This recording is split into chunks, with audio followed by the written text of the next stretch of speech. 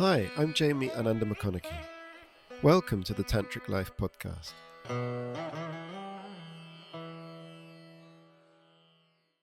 Hello, and welcome to the very first episode of the Tantric Life podcast. Now, for the first episode, I was thinking of just talking about, what is Tantra as an introduction. But that's such a big question, and it's kind of like opening a big can of worms. And yeah, there's so many different ways to say what is Tantra. So I'm going to leave that and answer that question progressively over various episodes as we talk about Tantra. So today I decided for the first episode of the podcast, I'm just going to dive straight in to Tantra, into the very sort of nuts and bolts of Tantra, and talk about masculine and feminine, which for me is very much the heart of Tantra. And yeah, so I'm going to start off by saying that, Tantra is very much about awakening Kundalini energy, awakening divine consciousness within us. And that essentially involves merging or bringing together the masculine and feminine.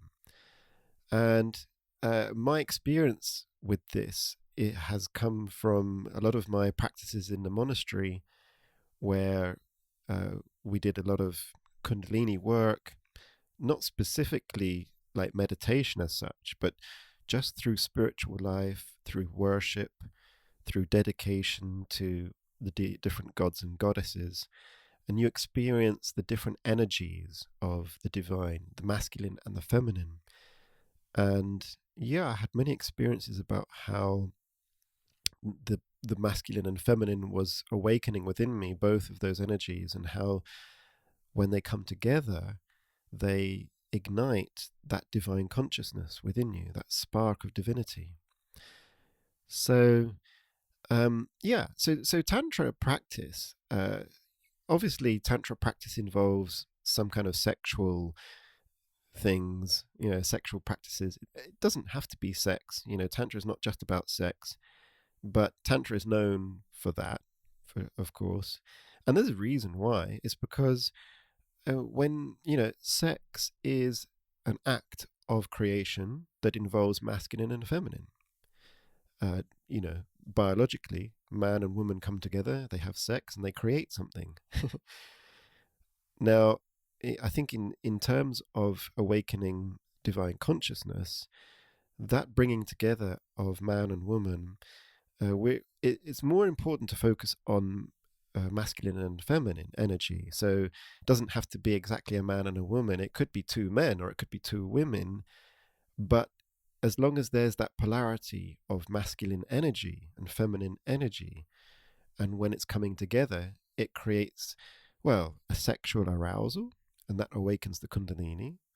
And then through Tantra, we focus our attention or our energy, on the upper chakras, the higher chakras, or you meditate on a god or a goddess or whatever, and that brings the Kundalini up. That brings the sexual energy up, and that's what really awakens your spiritual consciousness. That's essentially what Tantra is about. So I've kind of already started answering the question about what is Tantra. Anyway, for me, that's the basis, I think, of Tantra. So when we talk about masculine and feminine, clearly Tantra can be practiced as a couple, right? If you're with a partner, and one partner is a feminine partner, one partner is a masculine partner. Like I said, it can be same-sex partners, but there's inevitably there's going to be a polarity of energy, masculine and feminine. But for many people who are interested in Tantra, often you're not in a relationship, or you don't have a partner, and so you have to sort of practice Tantra on your own as an individual. And I've found myself in that situation many times. So, and it's very possible to do the same thing within yourself. that you would normally do in a couple, in a with a partner. So even as an individual, you can bring together the masculine and feminine, because we have within us, we have both masculine and feminine. Everybody has that. And generally, there may be a more dominant energy within you. Usually, that would be aligned with your biological gender, but not always. It could be, you could be in a woman's body, but you may have a dominant masculine energy, and vice versa. But there usually is a dominant energy within you, whether that be the masculine or the feminine. And so in Tantra, as an individual practice, you can sort of get in touch with your masculine and feminine energies, and you can, through spiritual practice and through Tantra exercises, you can awaken either the masculine or the feminine and bring them together and awaken that Kundalini, awaken that divine consciousness. So, yeah, and so at this point, I want to share with you a fun fact about Tantra, something that I sort of recently occurred to me. It was kind of an aha moment in a way. And yeah, this little fun fact here is about the word Shiva or Shaivism. Shaivism is basically, it's the worship of Shiva, and followers of Shaivism consider Shiva to be the ultimate god or consciousness to worship. And I've always heard of Shaivism. I mean, I'm not really an expert on Shaivism, but I've always known about it. But then I was reading through this book, Tantra Illuminated, by Christopher Wallace, and it's an absolutely fantastic book about Tantra, which I highly recommend if you're interested in Tantra. And he interestingly points out how he refers to a sort of an offshoot of Shaivism called Kashmir Shaivism, in Kashmir Shaivism is a non-dual worship of Shiva. And I'm not an expert on Kashmir Shaivism, but what I know from it and what I was reading about Christopher Wallace in his book Tantra Illuminated, followers of Kashmir Shaivism worship Lord Shiva in a non-dual way. So not as a masculine, sort of exclusively masculine male. Shiva is normally depicted as a male energy, right? As male god. But in Kashmir Shaivism, Shiva is regarded as a non-dual sort of state of consciousness. And that means it includes both feminine and masculine together in one unified level of consciousness. And that for me is very interesting, because it's not just male, it's male and female together. And then Christopher Wallace pointed out, and this is what struck me, the word Shiva actually is two words cut together. It's the Sha, S-H-A, is from Shakti, which is the feminine. And the second part of the word, Iva, or I-V-A, comes from Shiva. So you've got Shakti and Shiva together. They make the word Shaiva or Shaiva. And so Shiva basically means the two things together, masculine and feminine together, those two energies, those two consciousnesses together as one unified state of consciousness. So that, I don't know, that was just, never occurred to me. I mean, maybe that's obvious to some people, but I always thought Shaivism was just worship of Shiva. But in fact, the word Shiva is the combination of Shiva and Shakti together. And that, for me, is a really powerful way to relate to the divine, to feel together the Shiva and Shakti, the energies, the masculine and feminine together. Because in Tantra, that's how you awaken the divine consciousness, by merging together the masculine and feminine. So yeah, I just wanted to share with you a little experience I had relating to this when I was in the monastery. And I just remember, well, it happened more than one occasion, but one particular time was sticks in my memory. It was a puja for Shiva, a Shiva puja. Puja is the Hindu word for service or ceremony, devotional ceremony, whatever you want to call it. And so in the temple, we were doing a Shiva puja, and it was amazing, powerful Shiva puja. And I remember really connecting with Lord Shiva during that puja.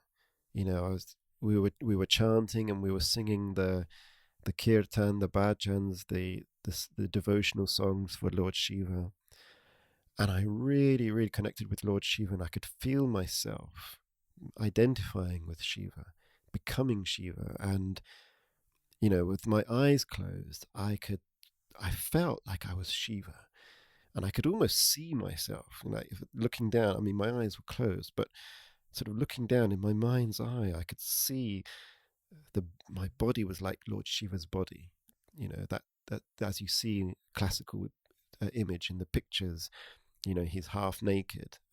He's got big muscles, and he's like this blue color. You know, and I could fit that was like me. That my body was all like that.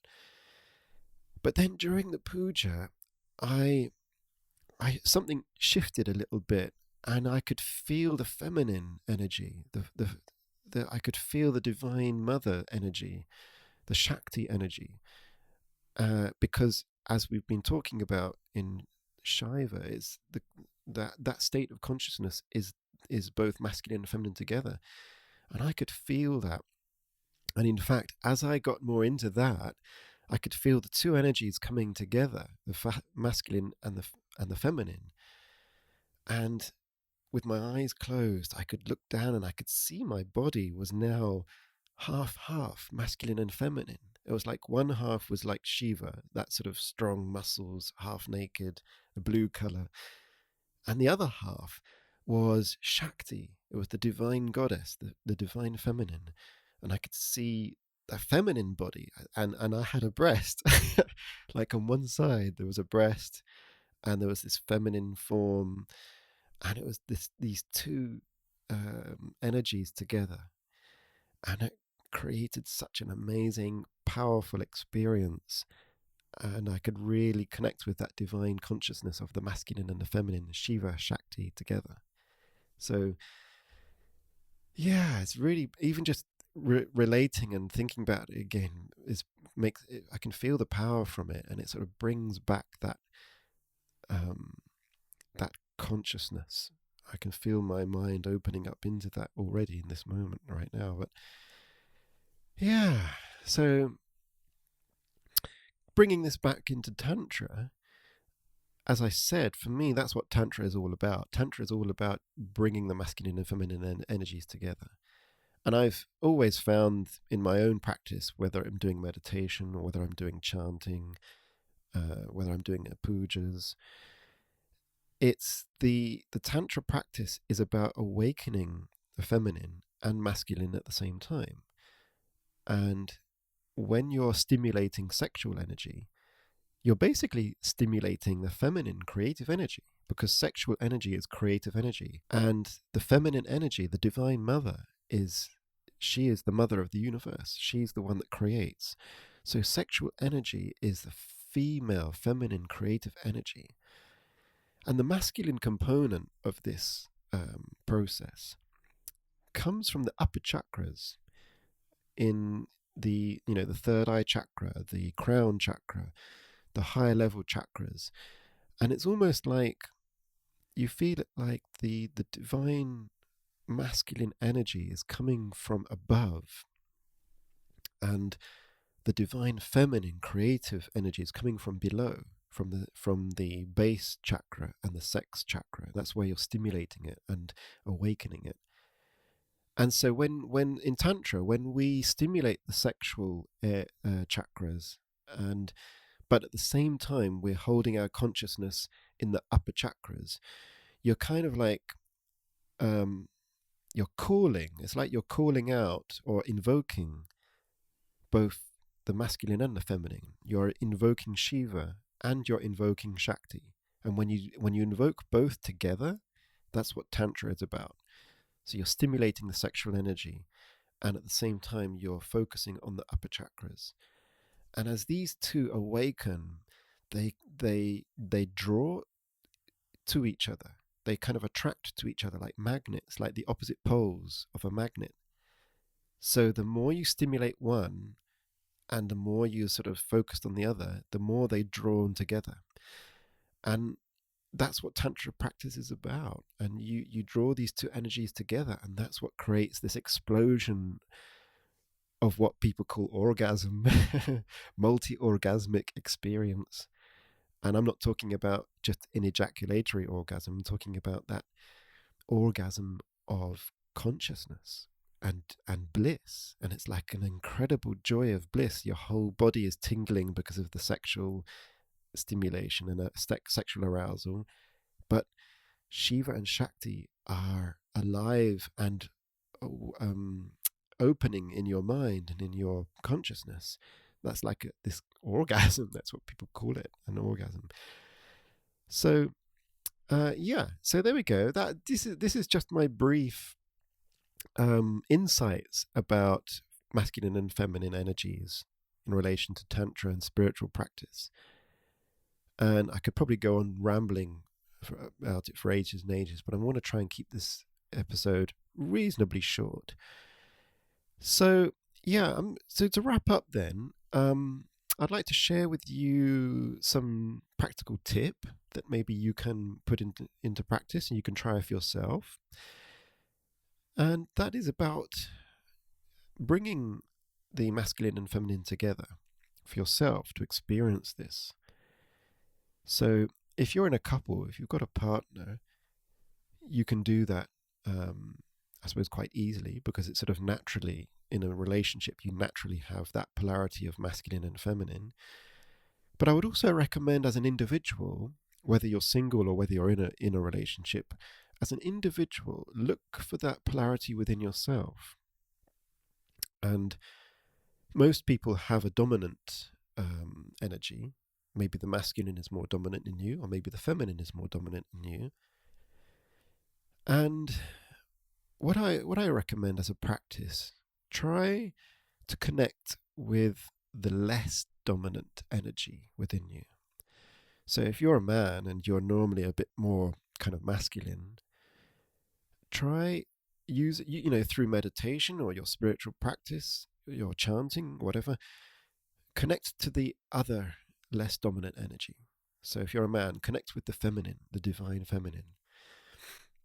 And if you're a woman, and maybe you have more dominant the feminine side, you do the opposite. Connect with the masculine side of your energy. And you may also find that if you're a woman, for example, you may find that your dominant energy is actually masculine. And also for a man, as a man, you may find your dominant energy is feminine. And if you're aware of that, if you feel that, just connect with the opposite energy. And the way you can do this in many ways. For me, I think a great way to do this is to worship a god or a goddess that you relate to. So to connect with the masculine energy, worshipping Lord Shiva, for example, that's the classic image of divine masculine. Or it could be some other god. It could be Krishna, it could be Rama, or from any other religion. It doesn't have to be Hindu religion. It doesn't even have to be religion. It could just be something from nature that to you feels masculine. I don't know, the energy of the mountains, the energy of lightning and thunderstorms, or the energy of the sea in the stormy seas. I don't know. You can find something in nature that feels masculine to you and meditate on it, or just be present in it and feel that energy and inside yourself, feel it awakening in you. And if you want to connect with the feminine energy, you can do that through the goddesses, through Kali, through Durga, Lakshmi, and so on, or through feminine energies in nature, creative energies in nature. The earth, the earth gives rise to creation, gives rise to life. gives rise to the plants and the trees. Connect with Mother Earth if you feel that you relate in that way to the divine feminine. And yeah, just be present in that energy. Feel that energy awaken in you. And you can take this further into, if you do tantra practice, if you do any kind of tantra exercise, connect with that opposite polarity during your tantra practice, and feel both polarities within you awakening, and feel them as they kind of come alive, and they create that magnetic polarity that draw to each other. And so that's about it for today's episode. I do have a rather fun thing that I'm going to add on to the end of this episode. I love to do chanting. I love to do mantras and singing kirtan, devotional songs like that. And so I've got a little one for you today in this episode.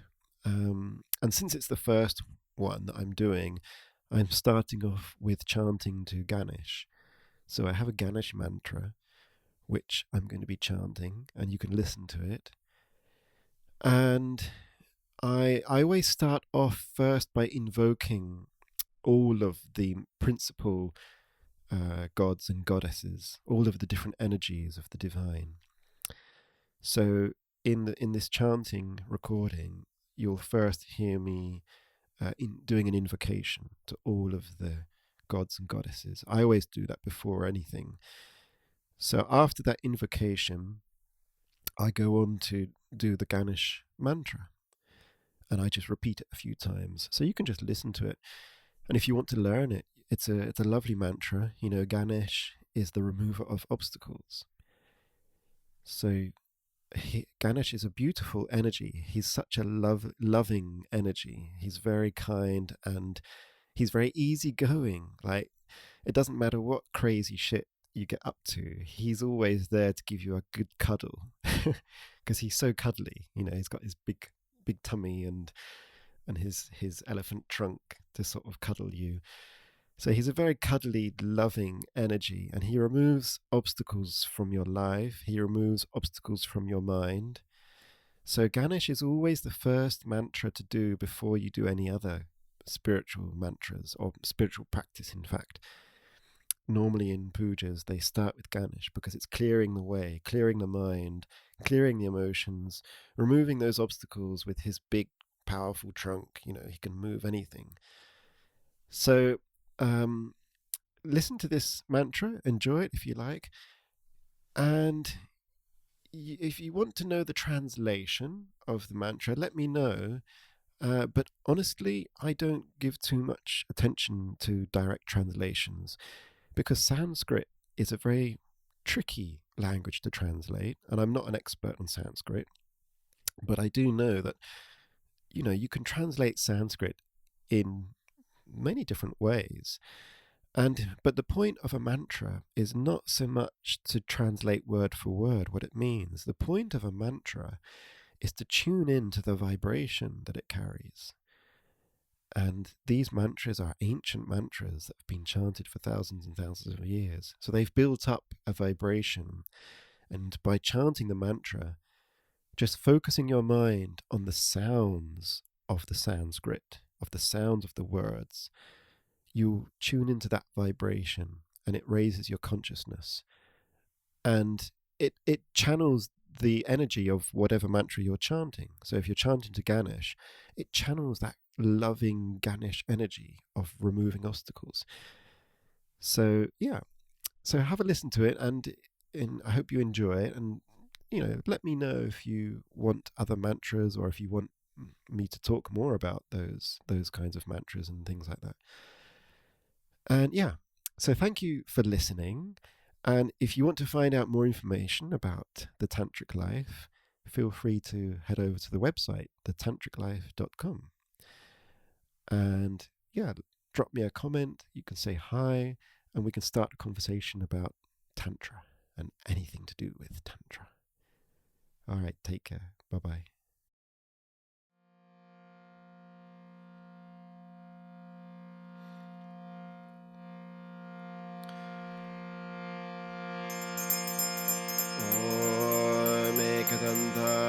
विद्महे वक्रतुण्डाय धीमहि तन्नो त्वन्ति प्रचोदयात् ॐ गं गणपतये नमः ॐ त्र्यम्बकं यजामहे सुगन्धिं पुष्टिवर्धनम् उर्वारुकमिवबन्धनात् मृत्युमुक्षयममृतात् ॐ शिवाय नमः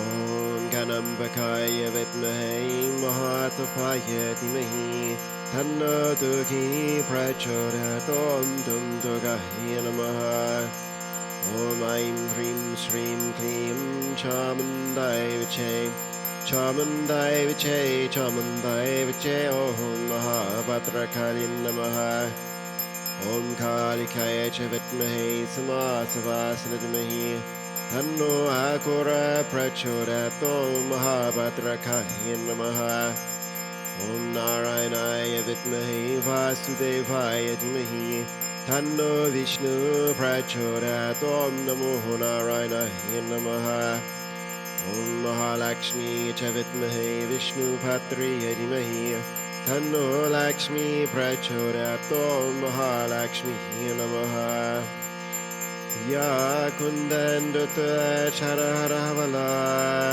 या शुभ्रवस्त्रवृता या वीणावरदान्यमन्डितकरा या श्वेतपद्मासना या ब्रह्मच्युतशङ्करा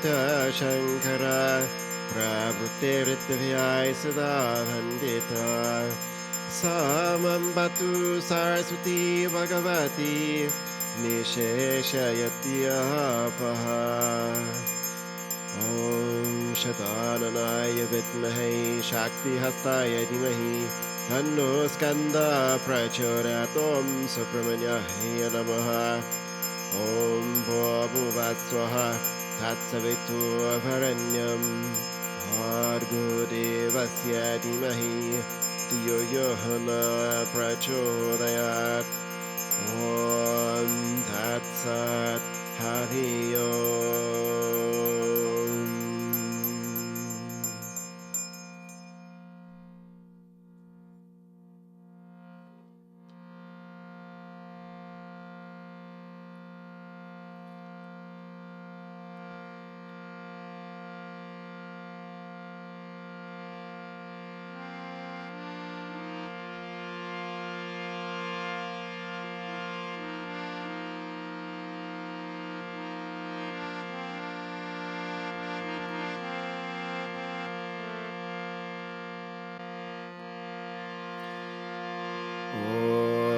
गं गणपतये नमः ॐ गं गणपतये नमः ॐ गं गणपतये नमः ॐ गं गणपतये नमः ॐ गं गणपतये नमः